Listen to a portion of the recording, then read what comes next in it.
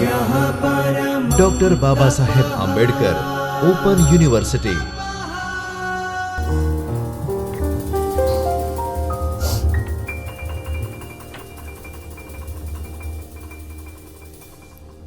નમસ્તે વિદ્યાર્થી મિત્રો, ડૉક્ટર બાબા સાહેબ આંબેડકર ઓપન યુનિવર્સિટીમાંથી ચૈતન્ય સ્ટુડિયોમાંથી હું doctor Jayshree Kusti, assistant professor of commerce, આપ સૌનું હાર્દિક સ્વાગત કરું છું. વિદ્યાર્થી મિત્રો, આજે આપણે તૃતીય વર્ષ બીકોમના એકાઉન્ટિંગ એન્ડ ફાઇનાન્સ 3ના બ્લોક 2માંથી એકમ નંબર 8 ભારતમાં નાણાકીય વ્યવસ્થા વિશે આગળ ચર્ચા કરીશું. અગાઉના લેક્ચરમાં આપણે ભારતમાં નાણાકીય વ્યવસ્થાની પ્રસ્તાવના, નાણાકીય વ્યવસ્થાનો અર્થ, નાણાકીય વ્યવસ્થાની લાક્ષણિકતાઓ, નાણાકીય વ્યવસ્થાના કાર્યો તેમજ મૂડી બજાર વિશે જોયું હતું.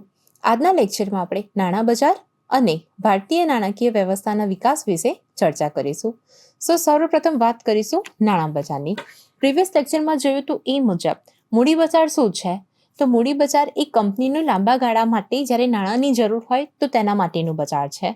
તેમાં તમને 1 વર્ષ કરતાં વધુ સમય માટેના નાણાકીય સાધનો મળી શકે છે.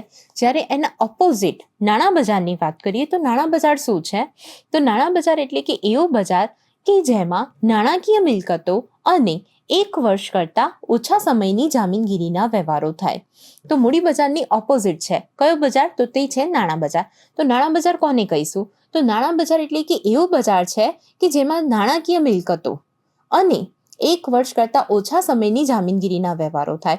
એટલે કે નાણાં બજારનો સમયગાળો કેટલો છે? તો 1 વર્ષ કરતાં ઓછા સમયનો સમયગાળો એટલે કે નાણાં બજાર. નાણાં બજારની વાત કરીએ તો તે ટૂંકા સમયગાળા માટેનું બજાર છે. તેને ફર્ધર કહેવું હોય તો તેમાં 1 દિવસથી લઈને 1 વર્ષ સુધીના નાણાકીય સાધનો જોવા મળે છે. પરંતુ અહીંયા મુદત કેટલી હશે? 1 દિવસથી લઈને 1 વર્ષ. 1 વર્ષ કરતાં ઓછા સમયની જામીનગીરી જે બી હશે એ બધી નાણાં બજારમાં આવશે. નાણાં બજારના નિયંત્રણની વાત કરીએ તો નાણાં બજારનું નિયંત્રણ એ આરબીઆઈ દ્વારા કરવામાં આવે છે. તો આ નાણાં બજારમાં કયા કયા સાધનોનો સમાવેશ થાય છે? તો નાણાં બજારના સાધનોની વાત કરીએ તો નાણાં બજારના સાધનોમાં call money, notice money, treasury bill છે, ટૂંકા ગાળાનું લોન બજાર, કમર્શિયલ બિલ છે, કમર્શિયલ પેપર છે વગેરે જેવા સાધનોનો સમાવેશ થાય છે. હવે સર્વપ્રથમ આપણે વાત કરીશું કોલ મની એટલે કોલ મની અથવા તો નોટિસ મની. તેને કોલ મની અથવા તો નોટિસ મની તરીકે ઓળખવામાં આવે છે. તો કોલ મની અને નોટિસ મની એટલે કે શું? તો આ બજારની વાત કરીએ તો આ બજારમાં નાણાંની જે ફેરબદલી છે એ બેંકો દ્વારા જ કરવામાં આવે છે. તો કોલ અને નોટિસ મનીની વાત કરીએ તો તે બજારમાં નાણાંની ફેરબદલી કોના દ્વારા કરવામાં આવે છે? તો તે બજારમાં નાણાંની ફેરબદલી બેંકો દ્વારા જ કરવામાં આવે છે. આ ફેરબદલીનો સમયગાળો કેટલો હોય છે? તો આ ફેરબદલીનો સમયગાળો 1 દિવસથી લઈને 14 દિવસ સુધીનો હોય છે. આ સાધનને આંતરબેંક માંગ નોટિસ નાણાં બજાર તરીકે ઓળખવામાં આવે છે. તો જે કોલ મની નોટિસ મની છે આ સાધનને બીજા કયા નામથી ઓળખવામાં આવે છે? તો તેને આંતરબેંક માંગ નોટિસ નાણાં બજાર તરીકે ઓળખવામાં આવે છે. આ સેવા અંગેના કેન્દ્રો મુંબઈ છે, કલકત્તા છે, ચેન્નઈ છે, દિલ્હી છે તથા અમદાવાદમાં આવેલા છે. તો આ બજારમાં તમારે કોની મદદ લેવી પડે છે? તો સ્ટોક એક્સચેન્જની મદદ લેવી પડે છે. અને બધા સ્ટોક એક્સચેન્જ નહીં પરંતુ જે મોટા શેરોના સ્ટોક એક્સચેન્જ છે તે જ આનું કાર્ય કરે છે. તો તેવા કયા શેરોના સ્ટોક એક્સચેન્જ છે જે કોલ મની અને નોટિસ મનીનું કાર્ય કરે છે? તો તે માટેના કેન્દ્રો મુંબઈ છે, કલકત્તા છે, ચેન્નઈ છે, દિલ્હી છે તથા અમદાવાદમાં આવેલા છે. પછી આનાથી રિલેટેડ એક સમિતિ છે. તો તે સમિતિ કઈ છે? તો વાધુલ સમિતિ. તો આ વાધુલ સમિતિની ભલામણોને ધ્યાનમાં રાખીને અન્ય નોન બેન્કિંગ સંસ્થાઓના પ્રવેશ અંગેના નિયમો હળવા કરવામાં આવ્યા છે. આમ જે વાધુલ સમિતિ હતી તેની ભલામણને ધ્યાનમાં રાખીને અન્ય નોન બેન્કિંગ સંસ્થા હતી તેના પ્રવેશ અંગેના નિયમો હળવા કરી દેવામાં આવ્યા છે. હવે આપણે વાત કરીશું કોલ મનીના પક્ષકારો અંગેની. તો કોલ મનીના પક્ષકારો અંગેના નિયમો શું છે? તો આપણે સૌથી પહેલા એના નિયમો જાણવું પડશે. તો કોલ મની પક્ષકારો અંગેના નિયમો એ નીચે મુજબ છે. તો એમાં પહેલું છે શિડ્યુલ કમર્શિયલ બેંક, બીજું છે સહકારી બેંકો અને ત્રીજું છે પ્રાઇમરી વિક્રેતા. તો સૌથી પ્રથમ આપણે શિડ્યુલ કમર્શિયલ બેંકના નિયમોની વાત કરીએ. તો શિડ્યુલ કમર્શિયલ બેંક માટે ધિરાણ લેવા અંગે અને ધિરાણ આપવા અંગે શું નિયમ છે? તો આપણે એ જોઈ લઈએ. તો ધિરાણ લેવા અંગેની વાત કરીએ તો શિડ્યુલ કમર્શિયલ બેંક માટે આ બેંકો પખવાડિયા દરમિયાન કોઈ પણ દિવસે મૂડી ભંડોળના મહત્તમ 12.5% જેટલું ધિરાણ મેળવી શકે છે. જ્યારે ધિરાણ આપવા અંગે શું જોગવાઈ કરવામાં આવી છે? તો બેંક પખવાડિયા દરમિયાન કોઈ પણ દિવસે મૂડી ભંડોળના મહત્તમ 50% જેટલું ધિરાણ આપી શકે છે. પછી આપણે વાત કરીશું સહકારી બેંકોની. તો સહકારી બેંકોની વાત કરીએ તો સહકારી બેંકોમાં ધિરાણ લેવા અંગે શું નિયમ છે? તો આ સહકારી બેંકોની વાત કરીએ તો રાજકીય, જિલ્લા તથા અર્બન કોઓપરેટિવ બેંકો માટે દૈનિક ધિરાણની રકમ તેમના છેલ્લા પૂર્ણ થયેલા નાણાકીય વર્ષની ડિપોઝિટના 2% કરતાં વધુ હોવી જોઈએ નહીં. તો સહકારી બેંકો માટે શું કહેવામાં આવ્યું છે કે તેમને ધિરાણ લેવા અંગે આ નિયમ છે કે આ પ્રકારની રાજકીય, જિલ્લા તથા અર્બન કોઓપરેટિવ બેંક માટે દૈનિક ધિરાણની જે બી રકમ છે તે તેમના છેલ્લા પૂર્ણ થયેલા નાણાકીય વર્ષની ડિપોઝિટના 2% કરતાં વધુ હોવી જોઈએ નહીં. જ્યારે આ સહકારી બેંકો માટે ધિરાણ આપવા અંગે કોઈ બી મર્યાદા આપવામાં આવી નથી. પછી આપણે વાત કરીશું પ્રાઇમરી વિક્રેતાની. તો પ્રાઇમરી વિક્રેતામાં ધિરાણ લેવા અંગે કયો નિયમ છે? તો પ્રાઇમરી વિક્રેતામાં ધિરાણ લેવા અંગે શું મેન્શન કરેલું છે કે પોતાના ધારણ કરેલ ભંડોળના 25% જેટલી રકમ મેળવી શકે છે. તો પ્રાઇમરી વિક્રેતા ધિરાણ લેવા અંગે પોતાના ધારણ કરેલા ભંડોળના 25% જેટલી રકમ ધિરાણ તરીકે મેળવી શકે છે. જ્યારે ધિરાણ આપવા અંગે શું કહેવામાં આવ્યું છે કે ધારણ કરેલ ભંડોળના 25% જેટલી રકમ ધિરાણ તરીકે આપી શકે છે. તો આ બધી કોલ મની, નોટિસ મનીના પક્ષકારોના નિયમ હતા. હવે આપણે વાત કરીશું ટ્રેઝરી બિલની. તો ટ્રેઝરી બિલ શું છે? તો સરકાર દ્વારા ટૂંકા ગાળા માટે નાણાં ઉછીના લેવા માટેનું નાણાકીય સાધન એટલે કે ટ્રેઝરી બિલ્સ.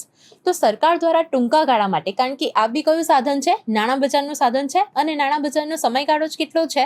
1 વર્ષ કરતાં ઓછો સમય, એટલે ટૂંકા ગાળાનું થયું. તો જ્યારે બી સરકાર દ્વારા ટૂંકા ગાળા માટે નાણાં ઉછીના લેવા માટેનું સાધન બહાર પાડવામાં આવે તો તે એક ટ્રેઝરી બિલ્સ પણ હોઈ શકે છે. તો આમ ટ્રેઝરી બિલ્સ વિશે કહેવાય છે કે સરકાર દ્વારા ટૂંકા ગાળા માટે નાણાં ઉછીના લેવા માટેનું નાણાકીય સાધન એટલે કે ટ્રેઝરી બિલ્સ, જેને શોર્ટમાં T-બિલ તરીકે પણ ઓળખવામાં આવે છે. તો સરકાર પોતાની ટૂંકા ગાળાની જરૂરિયાતને સંતોષવા માટે ટ્રેઝરી બિલ્સનો ઉપયોગ કરે છે. SLRના હેતુ માટે તેને માન્ય જામીનગીરી તરીકે ધ્યાનમાં લેવામાં આવે છે. તો SLRના હેતુ માટે તેને માન્ય જામીનગીરી તરીકે ધ્યાનમાં લેવામાં આવે છે. ટ્રેઝરી બિલ્સની વાત કરીએ તો આ ટ્રેઝરી બિલ્સ કોણ ખરીદી શકે છે? તો આ ટ્રેઝરી બિલ્સ કોઈ બી કંપની છે, કોઈ બી વ્યક્તિ છે કે કોઈ બી નાણાકીય સંસ્થા તેને ખરીદી શકે છે. ટ્રેઝરી બિલ્સની વાત કરીએ તો ટ્રેઝરી બિલમાં તમને નિશ્ચિત વળતર મળે છે. તેમાં કોઈ ગાલખાતનું જોખમ હોતું નથી. તેમાં તરલતા સૌથી વધુ જોવા મળે છે. તો આ બધા તેના શું છે? તો ફાયદાઓ છે. હવે આપણે ટ્રેઝરી બિલ્સના લક્ષણો જોઈએ. તો ટ્રેઝરી બિલ્સના લક્ષણોમાં પહેલું લક્ષણ શું છે કે આ સંપૂર્ણપણે નાણાકીય બિલ છે. તો ટ્રેઝરી બિલ્સનું સૌથી મહત્વનું લક્ષણ શું છે? તો ટ્રેઝરી બિલ્સ એ સંપૂર્ણપણે નાણાકીય બિલ છે. તેનો સમયગાળો 91, 182 તથા 364 દિવસનો હોય છે. અલગ અલગ પ્રકારના ટ્રેઝરી બિલ્સ બહાર પાડવામાં આવે છે. કેટલાક ટ્રેઝરી બિલ્સ 91 દિવસના હોય છે, કેટલાક 182 દિવસના છે અને કેટલાક 364 દિવસના હોય છે. તે RBI દ્વારા કેન્દ્ર સરકાર વતી બહાર પાડવામાં આવે છે. તો ટ્રેઝરી બિલ્સ કોણ બહાર પાડે છે? તો કેન્દ્ર સરકાર વતી RBI ટ્રેઝરી બિલ્સ બહાર પાડવાનું કામ કરે છે. ચોથું, રોકાણકારોને ચોક્કસ વળતર આપે છે. પાંચમું, સરકારની ટૂંકા ગાળાની જરૂરિયાત પૂરી કરે છે. સરકારની ટૂંકા ગાળા માટે જો ભંડોળની આવશ્યકતા હોય તો ટ્રેઝરી બિલ્સ દ્વારા તે પોતાની જરૂરિયાતને સંતોષી શકે છે. તો આમ સરકારની ટૂંકા ગાળાની જરૂરિયાત પૂરી કરે છે. અને નંબર 6 છે કે સલામતીની કક્ષા ઊંચી છે. ટ્રેઝરી બિલ્સ કોના દ્વારા બહાર પાડવામાં આવે છે? તો સરકાર દ્વારા બહાર પાડવામાં આવે છે. તેથી તેની સલામતીની કક્ષા ઊંચી હોય છે. હવે આપણે વાત કરીશું ટ્રેઝરી બિલ્સના પ્રકારોની. તો ટ્રેઝરી બિલ્સના પ્રકારોમાં 2 પ્રકાર છે. પહેલું છે સામાન્ય બિલ અને બીજું છે ખાસ હેતુ માટેનું બિલ. તો સામાન્ય બિલની વાત કરીએ તો આ સામાન્ય બિલ ગમે તે સમયે તે બહાર પાડી શકાય છે. એટલે ગમે તે સમયે તેનું ખરીદ અને વેચાણ થઈ શકે છે. તેને માર્કેટેબલ જામીનગીરી તરીકે પણ ઓળખવામાં આવે છે. અને આ પ્રકારના બિલનું ખરીદ વેચાણ પરોક્ષ બજારમાં થઈ શકે છે. આનાથી ઓપોઝિટ બીજું શું છે? તો ખાસ હેતુ માટેનું બિલ. તો ખાસ હેતુ માટેનું બિલ એ કોના માટે બહાર પાડવામાં આવે છે? તો ખાસ હેતુ માટેનું બિલ ફક્ત ને ફક્ત RBI માટે જ બહાર પાડવામાં આવે છે અને RBI જ તેને ખરીદી શકે છે. આના બદલામાં RBI શું કરે છે? તો ચલણી નોટો પૂરી પાડે છે. અને આ ખાસ હેતુ માટેના બિલની ખરીદ વેચાણ પરોક્ષ બજારમાં થઈ શકતું નથી. સો આમ ટ્રેઝરી બિલ્સના પ્રકારો કયા કયા છે? 2 પ્રકાર છે. પહેલું છે સામાન્ય બિલ અને બીજું છે ખાસ હેતુ માટેનું બિલ. પછી આપણે વાત કરીશું ટ્રેઝરી બિલ્સના પક્ષકારો કે ટ્રેઝરી બિલ્સમાં કયા કયા પક્ષકારો હોઈ શકે છે. તો આ બજારના સંદર્ભમાં કમર્શિયલ બેન્કો STCI દ્વારા RBI પાસે એક ખાતું ખોલવામાં આવે છે જેને ગૌણ સામાન્ય ખાતાવહી કહે છે. એટલે કે આ બજારના સંદર્ભમાં એટલે કે નાણાં બજારના સંદર્ભમાં આપણે વાત કરી રહ્યા છે. નાણાં બજારમાં બી આપણે ટ્રેઝરી બિલ્સની વાત કરી રહ્યા છે. એટલે કે આ બજારના સંદર્ભમાં કમર્શિયલ બેન્કો STCI દ્વારા RBI પાસે એક ખાતું ખોલવામાં આવે છે જેને ગૌણ સામાન્ય ખાતાવહી કહે છે અને ટ્રેઝરી બિલ્સનું જે પણ ખરીદ વેચાણ થાય છે તે આ ખાતામાં નોંધવામાં આવે છે. પરંતુ વિદ્યાર્થી મિત્રો, જે રોકાણકારો પાસે આ સુવિધા હોતી નથી એટલે કે આ પ્રકારનું ખાતું એટલે કે ગૌણ સામાન્ય ખાતાવહી હોતું નથી, તે લોકો DFHIની મદદથી ટ્રેઝરી બિલ્સનું ખરીદ વેચાણ કરી શકે છે. તો આ બજારના સંબંધિત પક્ષકારોની વાત કરીએ તો ટ્રેઝરી બિલના સંબંધિત પક્ષકારો કોણ કોણ છે? તો આ બજારના સંબંધિત પક્ષકારમાં RBI છે, SBI છે, કમર્શિયલ બેન્કો છે, DFHI છે, STCI છે, LIC છે, GIC વગેરે જેવી નાણાકીય સંસ્થાઓનો સમાવેશ થાય છે. તો ટ્રેઝરી બિલ્સના પક્ષકારોની વાત કરીએ તો ટ્રેઝરી બિલ્સના પક્ષકારો કોણ કોણ હોઈ શકે છે? તો RBI, SBI, commercial bank, DFHI, STCI, LIC, GIC વગેરે જેવી નાણાકીય સંસ્થાઓ હોઈ શકે છે. હવે નાણાં બજારનું ત્રીજું મહત્વનું સાધન એટલે કે ટૂંકા ગાળાનું લોન બજાર. ટૂંકા ગાળાનું લોન બજારની વાત કરીએ તો કોર્પોરેટ ક્ષેત્રની ડેલીની એટલે કે વર્કિંગ કેપિટલની જે નીડ્સ છે એ કોના દ્વારા સેટિસ્ફાઈડ કરવામાં આવે છે? તો એ ટૂંકા ગાળાનું લોન બજાર એના માટે મહત્વનો ભાગ ભજવે છે. આ બજારમાં રોકડ શાક ધિરાણ અને બેંક ઓવરડ્રાફ્ટ જેવી સેવાઓ બેંકો દ્વારા આપવામાં આવે છે. તો ટૂંકા ગાળાના લોન બજારમાં રોકડ શાક ધિરાણ અને બેંક ઓવરડ્રાફ્ટ જેવી સેવાઓ બેંકો દ્વારા આપવામાં આવે છે અને આમ કરીને કંપનીની જે વર્કિંગ કેપિટલની રિક્વાયરમેન્ટ છે એ સેટિસ્ફાઈડ કરવામાં આવે છે. કંપનીની વર્કિંગ કેપિટલની એટલે કે કાર્યશીલ મૂડીની જરૂરિયાતો આ બજાર દ્વારા સંતોષવામાં આવે છે. હવે વિદ્યાર્થી મિત્રો, હવે આપણે આગળ વાત કરીશું ભારતીય નાણાકીય વ્યવસ્થાનો વિકાસ. ભારતીય નાણાકીય વ્યવસ્થાના વિકાસની વાત કરીએ તો ભારતીય નાણાકીય વ્યવસ્થાના વિકાસને 3 તબક્કામાં વહેંચી શકાય છે. તો કયા કયા 3 તબક્કા? તો પહેલું છે આઝાદી પહેલાનો તબક્કો, બીજું છે આઝાદી પછીનો પરંતુ ઉદારીકરણ પહેલાનો તબક્કો, ત્રીજું છે ઉદારીકરણ પછીનો સમય. આમ ભારતીય નાણાકીય વ્યવસ્થાના તબક્કાને આ 3 ભાગમાં વિભાજિત કરવામાં આવ્યો છે. આપણે 1 by 1 આ 3 તબક્કામાં ભારતીય નાણાકીય વ્યવસ્થા સાથે કયા કયા પરિવર્તન કરવામાં આવેલા છે કે એના માટે શું કરવામાં આવ્યું છે એની હવે ચર્ચા કરીશું. સર્વપ્રથમ વાત કરીશું આઝાદી પહેલાનો તબક્કો.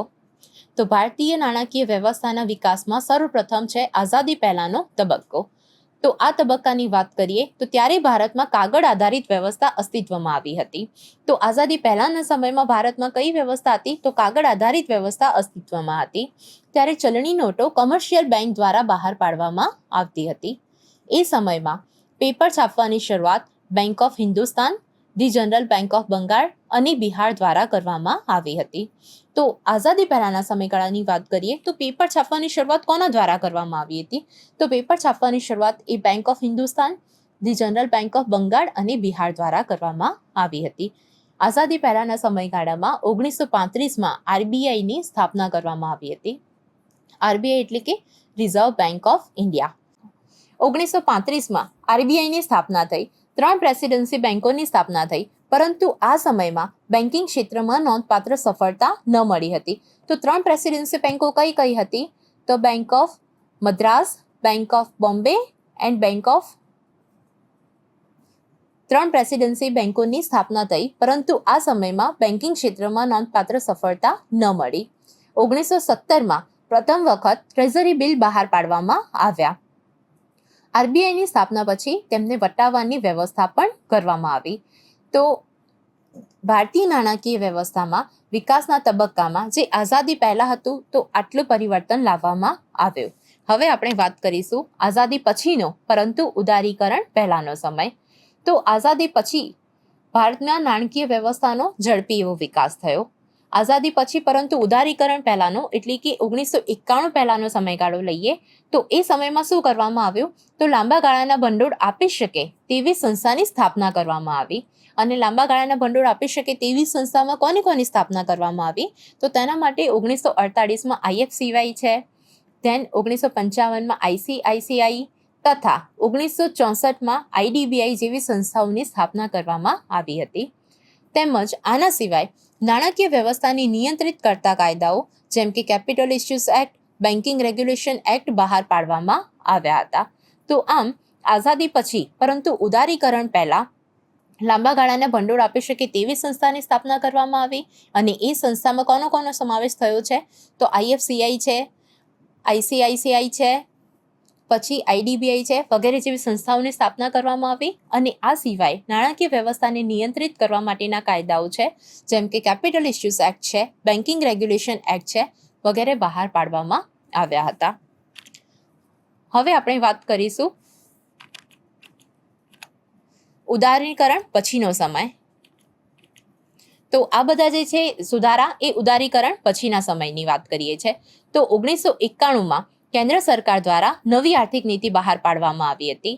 તો આપણે આ જે બી ચેન્જીસની વાત કરી રહ્યા છે એ ઉદારીકરણ પછીનો સમય છે. તો ઉદારીકરણ પછીનો સમય એટલે કે 1991માં કેન્દ્ર સરકાર દ્વારા નવી આર્થિક નીતિ બહાર પાડવામાં આવી હતી અને એ આર્થિક નીતિના આ પ્રમાણેના ઉદ્દેશો હતા. તો તેના ઉદ્દેશો કયા હતા તો નાણાકીય વ્યવસ્થાને પારદર્શક અને સ્વયં સંચાલિત બનાવવી, વ્યાજ દરોની નિયંત્રિત પદ્ધતિ દૂર કરવી, નાણાકીય બજારમાં મુક્ત પ્રવેશ અને નિગમની વ્યવસ્થા ઊભી કરવી, SLR અને CRRના દરમાં ઘટાડો કરવો, મૂડી બજારના સંદર્ભમાં પ્રત્યક્ષ બજાર, પરોક્ષ બજાર તથા સરકારી જામીનગીરીનું બજાર વગેરેનો સમાવેશ કરવો.